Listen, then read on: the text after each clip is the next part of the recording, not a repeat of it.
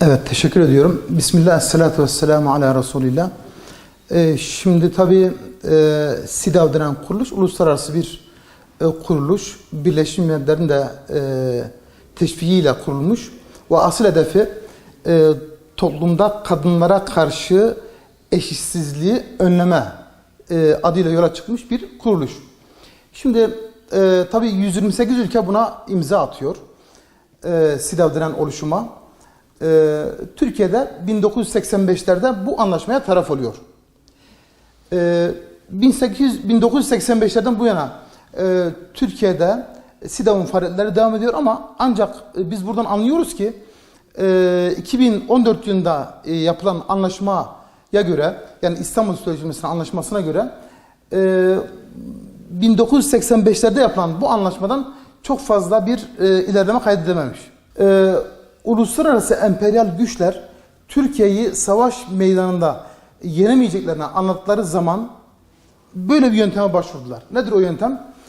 Müslüman Türkiye'yi kültürel yönden, içtimai yönden, sosyal yönden, hatta dini yönden bir mutasyona tabi tutarak Türkiye'yi kontrol altına almayı düşündüler. Hani Kur'an'da geçiyor ya, işte onlar iktidara geldiklerinde ekini ve nesli helak ederler. Aslında bu tür uluslararası anlaşmaların hedefinde ekinin ve neslin helakı var. Ölüm noktaya geldik mi? Belki birazdan sorarsınız. Evet, ölüm noktaya geldik. Şimdi SİDAV denen anlaşma kadına karşı her türlü ayrımcılığın önlenmesi. Şimdi bir bakıyorum ben, biz Müslümanlar olarak kadına en büyük değeri veren bir anlayışa sahibiz. Kadınlarımızı koruruz. Madden de koruruz, manen de koruruz. Bir mücevher gibi onu bir örtünün içinde saklarız. Bir kadını bir ciklet reklamında milyonların önüne çıkarmayız mesela. Onun zelil olmasına engel oluruz. Asıl Müslümanlar kadınları her türlü ayrımcılığa karşı önlemişlerdir. Batılı güçler değil. Ama burada batılı güçlerin asıl hedefi kadını korumak değil. Kadını bir anne olmaktan çıkarıp kadın haline getirmek. Yani evlenmeyen, her gün bir başka erkekle dost hayatı yaşayan bir konuma getirmek istiyor batılı güçler, emperyal güçler. Dolayısıyla kadını korumadıklarını şuradan anlıyoruz. Ne zaman Türkiye bu tür anlaşmalara imza attıysa bakıyoruz ki boşanmalar artıyor.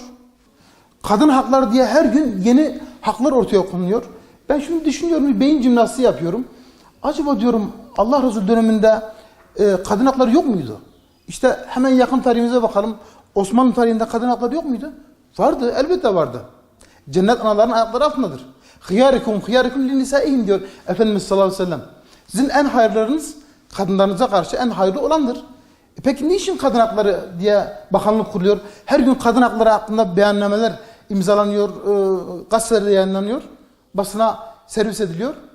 Burada kadının özgürleştirilmesi, kadının sokağa çıkartılması, hani evinde oturan hayırlı bir nesil yetiştiren kadın değil de daha çok sokağa çıkıp işte günün yarısını kuaförlerde, diğer yarısını da sokakta, çarşıda alışveriş yaparak bitiren bir kadın profili isteniyor bizden. Ama yetmez, kadın özgürleşecek, kadın ailenin reisi olacak, kadın istediği anda istediği her şeyi yapabilecek bir konuma getirilecek. Bunu istiyorlar. Benim burada üzüldüğüm bir nokta var. Değerli kardeşim. Üzüldüğüm nokta şu. Bizi derenin taşıyla derenin kuşunu vuruyor batılı güçler. Nasıl oldu bu? Neden bir başka hükümet değil de bu hükümet döneminde İstanbul Sözleşmesi imzalandı? Nedir İstanbul Sözleşmesi?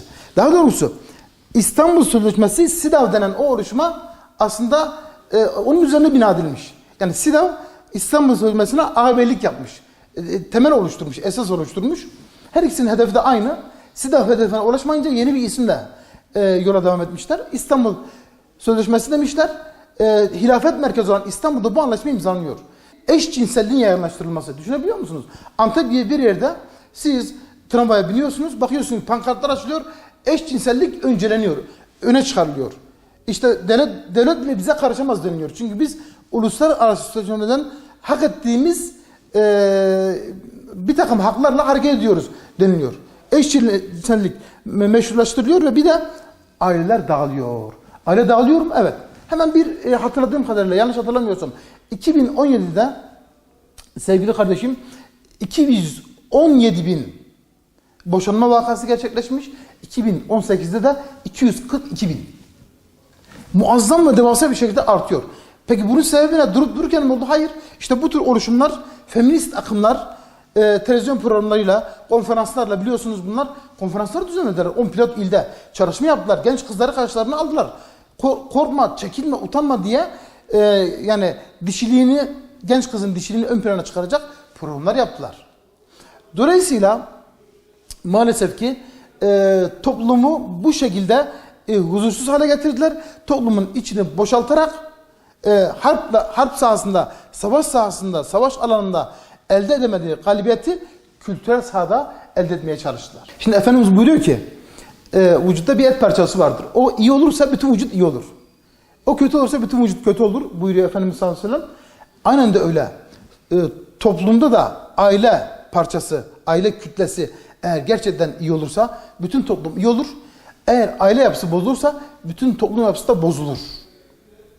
Aile bizim sığınak limanımız, korunağımız bizim. İşte bu korunağı bozmak için bu anlaşmalar yapıldı. Ha biliyorsunuz Batı'da aile mefhumu yok. Özgür bireyler 18 yaşından sonra herkes istediği evde kalabiliyor, istediği arkadaşı edinebiliyor, istediği kişide bir hayat tarzı şeklinde yaşayabiliyor. İstediler ki Türkiye'de öyle olsun. Çünkü Müslüman milleti bu şekilde dejenere edeceklerini sınadılar ve başarılı oldular.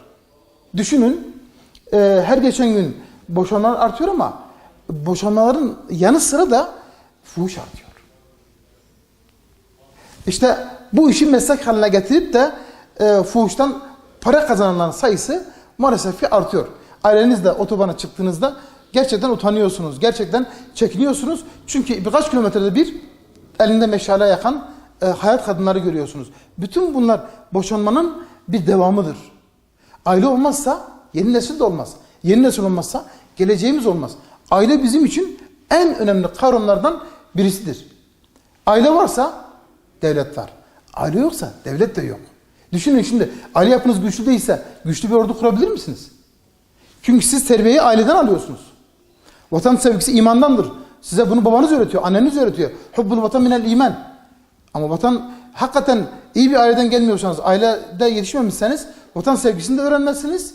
Vatanınızı da müdafaa etmezsiniz. Dolayısıyla aslında bizim gelişim yönümüz ailede başlıyor. Aileyle var oluyoruz aslında biz. Ama aile yuvadan uçuyor. Hangi sayılarla uçuyor? İşte bu tür sözleşmelerle aile yuvadan maalesef uçuyor. Bir ölçüsüzlük söz konusu. Ölçüsüzlük. Ölçüyü kaybettik biz.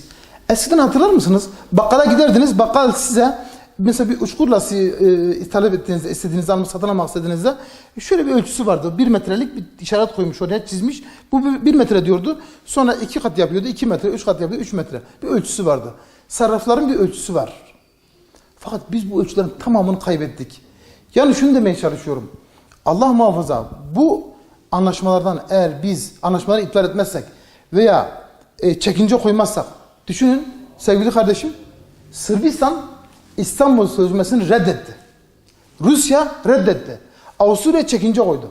Ya Sırbistan ya, Sırbistan, Hırvatistan gibi ülkeler biz bunu kabul edemeyiz deyip reddettiler. Müslüman Türkiye buna imza attı. İmza attı ne oldu? Boğaz'da bir evlilik oldu. Eşcinsel 2 genç evlendi ve bazı TV'ler bunun hakkında yayınladılar.